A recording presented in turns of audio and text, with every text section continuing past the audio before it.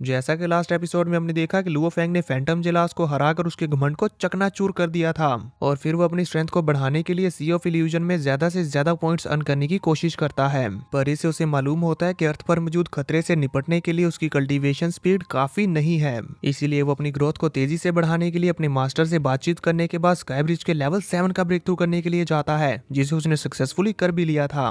अब आगे episode start होता और हमें दिखाया जाता है लुओ फेंग के विला का सीन, जहां पर वो बैठा ध्यान लगाकर अपनी कल्टीवेशन कर रहा था और वहीं अपने गोल्डन ऑन बीस्ट के इनर वर्ल्ड में जाकर वो अपनी मूशा क्लैन बॉडी के साथ फाइट करते हुए अपने फाइटिंग एक्सपीरियंस को बढ़ा रहा होता है। इन दोनों की ये फाइट कितनी ज्यादा ऑसम हो रही थी आप स्क्रीन पर देख ही सकते हैं। ये लोग बहुत ही ज्यादा तेजी के साथ फाइट कर रहे थे, जिसमें लुओ फेंग की ह्यूमन बॉडी मूशा क्लैन बॉडी के सामने वीक पड़ रही होती है। तभी वो बाता जो कि इन दोनों की ट्रेनिंग बैटल को देखते हुए मजे से स्नैक्स खा रही थी, उसे एक नोटिफिकेशन आता है और वो फेंग को बताती है वर्चुअल यूनिवर्स कंपनी की तरफ से एक नोटिफिकेशन आया है, जिसमें वो बता रहे हैं कि हर 100 साल में एक बार होने वाली यूनिवर्स लेवल ए रीजन की बैटल जल्दी ही शुरू होने वाली है। फेंग अभी भी अपनी प्रैक्टिस को जारी रखता है और साथ ही साथ बबाता की ये सारी बातें भी सुन रहा होता है, जहां बबाता उसे आगे बताती है सभी पांचों ए रीजन के मेंबर्स में मैचेस करवाकर इनमें से 3 कैंडिडेट्स को चूज किया जाएगा। और फिर वो फेंग के सामने एक बड़ी सी स्क्रीन लाते हुए उसमें 3 लोगों को दिखाते हुए कहती है, जिनमें से 2 को तो एंशिएंट ए रीजन से चूज कर लिया जाएगा और जो लास्ट कैंडिडेट बचेगा उसके लिए मैचेस करवाए जाएंगे, जिसमें एंशिएंट ए रीजन के सबसे नीचे वाले 3 मेंबर्स के साथ अर्ली ए रीजन के टॉप 3 मेंबर्स फाइट करेंगे और जो कोई भी इन सभी में से फर्स्ट आएगा वही एंशिएंट ए रीजन के लास्ट कैंडिडेट के लिए चूज किया जाएगा। हम देखते हैं कि फेंग को बबाता की ये बात बहुत ही अच्छे से समझ आ चुकी थी, इसीलिए वो अपनी ह्यूमन बॉडी के साथ प्रैक्टिस कंटिन्यू रखता है और बबाता से कहता है, मैं इसकी बहुत लंबे समय से तैयारी कर रहा हूँ। तुम मुझे ये बताओ कि बोलन स्काई ब्रिज के लेवल 7 का ब्रेक थ्रू करने के बाद क्या कर रहा है। बबाता चेक करने लगती है और फिर उसे बताती है वो डीमन माउंटेन पर ट्रेनिंग करने के लिए टॉप लेवल टास्क पर गया है। उसकी कल्टीवेशन प्रोग्रेस तुमसे स्लो नहीं है, पर तुम इस पर इतना ध्यान क्यों दे रहे हो। जिस पर तुम्हें वाकई अटेंशन देने की जरूरत है वो ये है कि सिर्फ बोलन ही तुम्हारा ओपोनेंट नहीं है, बल्कि तुम्हारा सामना और भी कई सारे वॉरियर्स और सीनियर्स के साथ होने वाला है जो तुमसे भी पहले से यहाँ पर कल्टीवेशन कर रहे हैं और उनका ट्रेनिंग लेवल तुमसे भी कहीं ज्यादा है, लेकिन वो जानबूझकर रिसोर्सेज के लिए डोमेन मास्टर लेवल पर ब्रेक थ्रू नहीं कर रहे। फेंग अपनी ट्रेनिंग करते करते वो बाता को आंसर करता है, इससे कोई फर्क नहीं पड़ता कि ये कितना डिफिकल्ट है, पर हम जानते हैं कि हमारे लिए एंशिएंट ए रीजन में इंटर होने का सिर्फ यही एक रास्ता है, इसीलिए मैं इसमें जीतने के लिए अपनी बेस्ट एबिलिटीज का इस्तेमाल करूंगा। ये कहने के बाद लुओ फेंग अपनी ट्रेनिंग को और भी मन लगाकर करने लगता है, जबकि वो बाता उसकी बात सुनने के बाद एंशिएंट ए रीजन में जाने के और भी रास्ते ढूंढने लगती है। इस दौरान उसे एक रास्ता मिल जाता है, पर वो लुओ फेंग को बताने के लिए पहले उसकी ट्रेनिंग के फिनिश होने का इंतजार करती है। हम देखते हैं कि फेंग अपनी ह्यूमन बॉडी को स्ट्रॉन्ग बनाने के लिए लगातार मूशा क्लैन की बॉडी के साथ अपनी अलग अलग टेक्निक्स का इस्तेमाल करते हुए फाइट किए जा रहा था, ताकि उसकी ह्यूमन बॉडी जल्द से जल्द स्ट्रॉन्ग हो सके। और अब आखिरकार इतनी ज्यादा कड़ी प्रैक्टिस और मेहनत के बाद जब वो अपनी मूशा क्लैन बॉडी और ह्यूमन क्लैन बॉडी के पावरफुल अटैक्स को एक दूसरे के साथ टकराता है, तो इसकी वजह से वहां पर इतनी ज्यादा डिस्ट्रक्शन होती है कि बबाता जब उसे कोई बात बता रही थी तो वो इसकी शॉक वेव से नहीं बच पाती और इसीलिए वो एक पिलर को पकड़ते हुए इस इम्पैक्ट के खत्म होने का इंतजार करती है, पर इसका इम्पैक्ट बहुत ज्यादा था और साथ ही साथ वो कुछ बोल भी रही थी, मुझे एंशिएंट ए रीजन में जाने का एक और रास्ता मिल गया जो तुम्हें डायरेक्टली वहां इंटर करवा सकता है। पर इससे पहले वो अपनी बात फिनिश कर पाती, फेंग के अटैक्स की इम्पैक्ट की वजह से उसका हाथ छूट जाता है और वो फ्लाई करते हुए दूर चली गई थी। फेंग बबाता की उस बात को सुनते हुए कहता है, क्या।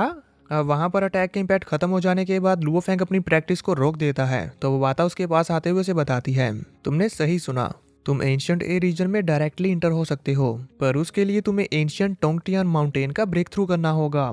और फिर वो फेंग को इसके बारे में सारी डिटेल्स बताती है, जो जानकर फेंग बिना टाइम हुआ एंशिएंट टोंगटियान माउंटेन का ब्रेक थ्रू करने के लिए चला जाता है। उसके वहां पर इंटर होते साथ ही उसका सामना करने के लिए एक सीनियर वहां पर आ जाते हैं, जो साइज में लुओ फेंग से काफी ज्यादा बड़े होते हैं और वो उसे बड़े गौर से देखते हुए कहते हैं, न्यू कमर। इस पर फेंग उन्हें ग्रीट करता है, पर हम देखते हैं कि वो सीनियर तो भड़क गए थे और भड़कते हुए कहते हैं, तुमने अभी तक स्काई ब्रिज के लेवल 12 का ब्रेक थ्रू नहीं किया और तुम टोंगटियान माउंटेन का ब्रेक थ्रू करने की हिम्मत कर रहे हो। तभी हमें दिखाया जाता है कि वहां पर 2 और सीनियर्स लुओ फेंग की तरफ ही बढ़ रहे होते हैं, जिनमें से एक इस पहले वाले सीनियर को भड़का हुआ देखकर उसे कहती है, तुम्हें थोड़ा रिलैक्स करना चाहिए, पहले ही यहाँ पर किसी का आना बहुत रेयर है। तभी वहां पर फेंग के एक और सीनियर आ जाते हैं, जो कि वहां पर काफी ज्यादा धांसू एंट्री देते हैं। उन्हें देखकर फेंग तो काफी ज्यादा हैरान हो जाता है, क्योंकि वो सीनियर एक तो दिखने में बहुत ही डेडली लग रहे होते हैं और दूसरे साइज में भी काफी ज्यादा बड़े थे। तभी वहां पर तीसरी सीनियर भी आ गई थी, जो फेंग को डरा हुआ देखकर कहती है, उसे डराओ मत, और फिर अब वो फैंग को टोंगटियान माउंटेन का ब्रेक थ्रू करने के रूल समझाने लगती है।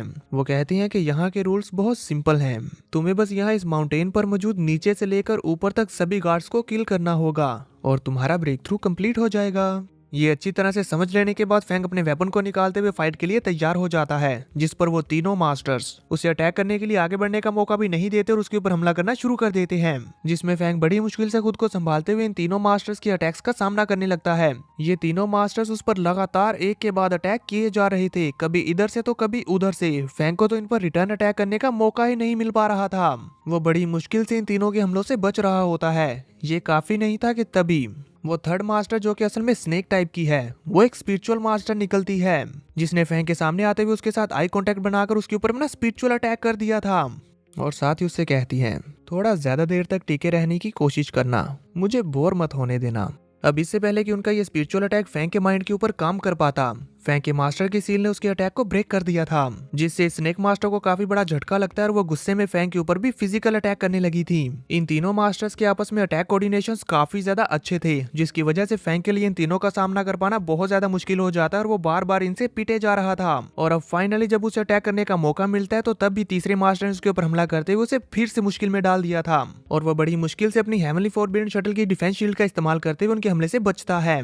लेकिन अब इन सब चक्रों में उसे बहुत ज्यादा गुस्सा आ चुका था, इसीलिए वो अपने गॉडली डिसेंडेंट आर्मामेंट के सभी फ्लाइंग नाइफ्स को इधर उधर थ्रो करने लगता है, जिसे दो मास्टर्स तो उनके पास वेपन्स होने की वजह से ब्लॉक करने में कामयाब हो पा रहे थे, पर वो थर्ड मास्टर जो कि स्नेक टाइप की है वो बुरी तरह से इंजर्ड हो जाती है। और अब इसी दौरान फैंग को भी फर्स्ट मास्टर को किल करने की ओपनिंग नजर आ जाती है, क्योंकि वो देखता है कि वो मेरे स्पिरिचुअल अटैक को ब्लॉक करने में उलझे हुए हैं, इसीलिए वो अपनी 7 शैडो टेक्निक के साथ उन पर हमला करते हुए उन्हें मार डालता है, जिस बारे में उन्हें भनक भी नहीं लगती कि कब वो मारे गए। और पीछे बचती है तो सिर्फ उनके चीखने की आवाज, जो सुनकर सेकंड मास्टर को बहुत ही ज्यादा गुस्सा आ जाता है और वो लुओ फैंग के ऊपर रोर करते हुए अपने वेपन के साथ उस पर हमला करना शुरू कर देते हैं, जो कि असल में एक हंटर टाइप वेपन है। फैंग उनके हमलों से बचते हुए उन्हें इंजर्ड करने ही वाला था कि तभी उसे रियलाइज होता है कि वो इल्यूजन में ट्रैप हो चुका है। इसलिए जब उसे रियलाइज होता है कि थर्ड मास्टर उसके नजदीक हैं, तो वो इस इल्यूजन के अंदर से ही अपनी स्वॉर्ड का इस्तेमाल करते हुए थर्ड मास्टर के सीने में अपनी तलवार धंसा चुका था, जो देखकर सेकंड मास्टर भी शॉक रह जाते हैं कि ये कैसे पॉसिबल है। थर्ड मास्टर को भी समझ नहीं आता और वो भी कहती हैं आखिर इसने मेरी इल्यूजन को इतनी जल्दी कैसे ब्रेक कर दिया। इसी के साथ फैंग अपने ओरा को रिलीज करते हुए इन तीनों मास्टर्स को पीछे धकेल चुका था और साथ ही आसमान में जाते हुए कहता है मुझे ये सब जल्दी खत्म करना होगा, मैं अब इनके हाथों और ज्यादा कंट्रोल नहीं हो सकता। इसीलिए वो अपनी स्वॉर्ड डोमेन का इस्तेमाल करते हुए अब इन तीनों मास्टर्स के ऊपर भारी पड़ने लगता है। पर यह सभी ज्यादा देर तक नहीं टिकता, क्योंकि इन तीनों मास्टर्स की आपस में फाइट करने की कोऑर्डिनेशंस बहुत ही ज्यादा परफेक्ट हैं। इसीलिए उन्होंने इजीली फैंग की स्वॉर्ड डोमेन से भी छुटकारा पा लिया था। तो इसीलिए फैंग चालाकी के साथ फाइट करते हुए फर्स्ट मास्टर के हाथों से सेकंड मास्टर को ही मरवा देता है और खुद फिर सेकंड मास्टर के साथ अपने गोल्डली डिसेंडेंट आर्मामेंट और 9 लाइटनिंग स्वॉर्ड का इस्तेमाल करते हुए फाइट करने लगा था। पर उसे जल्दी समझ आ चुका था कि अब मैं इनके साथ और ज्यादा फाइट नहीं कर सकता। अब इससे पहले कि वो थर्ड मास्टर को भी हरा पाता, थर्ड मास्टर ने चालाकी से अपने हंटर के साथ उस पर अटैक करते हुए फैंग को ही जान से मार डाला था, जिससे फैंग को बहुत ही ज्यादा गुस्सा आ जाता है, क्योंकि वो ऑलमोस्ट ब्रेक थ्रू करने ही वाला था। फैंग के वहां से गायब होने के दौरान थर्ड मास्टर उसके नजदीक आकर उस पर बहुत ही जोरदार रोर करते हैं। इससे हमें ये मालूम हो जाता है कि फैंग ने इन तीनों मास्टर्स को कांटे की टक्कर दी। अब फैंग के वहां से चले जाने के बाद हमें फर्स्ट, सेकंड और थर्ड मास्टर के दरमियान कन्वर्सेशन सुनाई जाती है, जिसमें फर्स्ट मास्टर वहां पर आते हुए सेकंड मास्टर से कहते हैं ये अर्ली ए रीजन से आया हुआ न्यू कमर था, पर ये हम दोनों को किल करने में कामयाब हो गया, मैंने ये एक्सपेक्ट नहीं किया था। थर्ड स्नेक मास्टर कहती हैं वो स्पिरिचुअल वेपन्स का इस्तेमाल करते हुए बहुत तेजी से अटैक कर रहा था, इस लेवल पर होते हुए इतनी ज्यादा अंडरस्टैंडिंग वाकई लाजवाब है। ज्यादातर डोमेन मास्टर के लिए भी ऐसा कर पाना मुश्किल होगा। हम देखते हैं कि फैंग के साथ हुई फाइट की वजह से सेकंड मास्टर, जो कि असल में किंग कॉन्ग की तरह लग रहे हैं, वो भी काफी सीरियस नजर आ रहे थे। मींस के फैंग में उनकी दिलचस्पी आ गई है। वहीं हम देखते हैं फैंग को, जो कि अपने मास्टर किंग जेनियान के साथ कॉल पे बात कर रहा था। वो उन्हें बताता है कि मैं टोंगटियान माउंटेन के ग्राउंड लेवल का ब्रेक थ्रू करने में फेल हो गया। ऐसा लगता है कि मेरे और एंशिएंट ए रीजन के मेंबर्स के दरमियान पावर डिफरेंस बहुत ज्यादा है। ये कहते हुए वो काफी ज्यादा निराश हो जाता है, जिस पर उसके मास्टर हंसते हुए कहते हैं तुम्हें ये कम लग रहा है, तुमने वहां पर 2 मास्टर्स को किल कर दिया, ये ऑलरेडी दूसरे सभी वॉरियर से कहीं बेहतर है। क्या तुम जानते हो यहाँ यूनिवर्स लेवल का ऐसा एक भी वॉरियर नहीं है जिसने पहली बार में ही टोंगटियान माउंटेन के 2 मास्टर्स को मारा हो। इवन अभी तक एंशिएंट ए रीजन का कोई भी मेंबर उसका ब्रेक थ्रू नहीं कर सका। उनकी इस बात पर फैंग सोच में पड़ जाता है। तभी मास्टर उसे कहते हैं, क्या तुम्हें अभी भी जीनियस बैटल टेस्ट टावर याद है? अब उसका डिफिकल्टी लेवल इस हद तक पहुंच चुका है कि कोई भी उसे सरपास नहीं कर सकता। और जहां तक बात है टोंगटियान माउंटेन की, ये तो सिर्फ एक टारगेट है। अगर तुम एंशिएंट ए रीजन में जाना चाहते हो तो फाइटिंग ही सही रास्ता है। मास्टर की ये बात सुनकर लुओ फेंग पहले तो थोड़ा सा चौंकता है और फिर खुश होते हुए कहता है, तो ठीक है। अब इसके बाद सीन कट होता है, हमें दिखाया जाता है कि लॉबी में कुछ वॉरियर्स एक दूसरे के साथ फाइट कर रहे हैं, जिस बारे में लुओ फेंग हमें बताता है। अर्ली ए रीजन के कुछ ओल्ड मेंबर्स ने स्काई ब्रिज के लेवल 7 का ब्रेक थ्रू कर लिया है और इसीलिए वो न्यू कमर्स को सप्रेस करते हुए मजा ले रहे हैं, वो भी बैटल शुरू होने से पहले एक दूसरे से सीखने के बहाने। इसमें हम देखते हैं कि उन्होंने फैंटम जिलास को बुरी तरह से पीटा था, जिस पर उसे काफी ज्यादा गुस्सा आ जाता है और वो गुस्से में आगे बढ़कर उन्हें मारने वाला था कि तभी उसका एक साथी उसे रोक लेता है, क्योंकि कंपनी ने यहाँ पर फाइटिंग अलाउ नहीं की। फैंग हमें बताता है, वो लोग मुझे भी कंटिन्यूसली चैलेंज कर रहे हैं। हाउएवर, मैंने उनके चैलेंज को एक्सेप्ट नहीं किया, क्योंकि मैं उन्हें universe level a region battle में सबक सिखाऊंगा। और अब वो बैटल भी ऑफिशियली स्टार्ट होने जा रही है। हमें दिखाया जाता है कि लुओ फेंग बैटल स्टार्ट होने के बाद उन सभी लोगों को जो भी फेंग को चैलेंज करना चाहते थे उन्हें बहुत ही अच्छे से सबक सिखाता है, जिसकी वजह से वो दोबारा से लॉबी में लुओ फेंग का मजाक उड़ाने की जरूरत नहीं करते। उल्टा जब फेंग उनकी तरफ देखता है तो वो डरने लगे थे। अब इसके बाद एक के बाद एक बैटल्स होती जाती हैं, जिसमें लुओ फेंग और रोंगजुन कंटिन्यूसली जीतते जा रहे थे। और अब फाइनली इन सभी चैलेंजेस के बाद हमें लुओ फेंग वर्सेस रोंगजुन की बैटल देखने को मिलती है। अब ये दोनों बैटल में एक दूसरे के आमने सामने होते हैं। इससे पहले कि हमें इनकी ये फाइट दिखाई जाती, ये एपिसोड यहीं पर खत्म हो जाता है। तो देखेंगे नेक्स्ट एपिसोड में कि अब लुओ फेंग वर्सेस रोंगजुन में कौन जीतेगा। क्या लुओ फेंग अभी भी रोंगजुन से वीक है या वो उससे पावरफुल हो चुका है? आप सब दोस्तों को क्या लगता है, मुझे कमेंट करके जरूर बताना।